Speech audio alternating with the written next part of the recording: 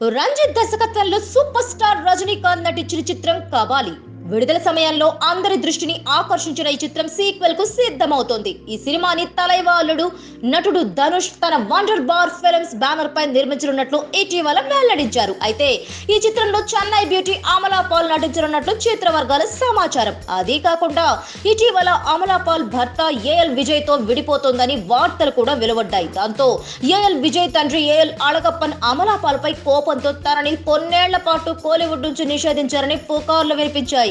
ఇప్పుడు ఒక్కసారిగా కబాలి సీక్వెల్ లో తలైవా పక్కన అమలా పాల్ నటించబోతోందని చెన్నై చెవులు కొరుక్కుంటుంది. ప్రస్తుతం అమలా పాల్ వెట్రిమారన్ తెరకెక్కిస్తున్న వడా చెన్నై సినిమాలో ధనుష్, విజయ్ సేతుపతి, ఆండ్రియా జెరిమియాలతో కలిసి నటిస్తోంది.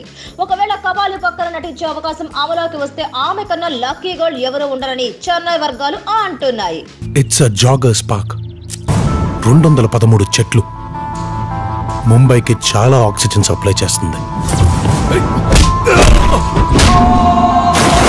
నేచర్తో పెట్టుకుంటే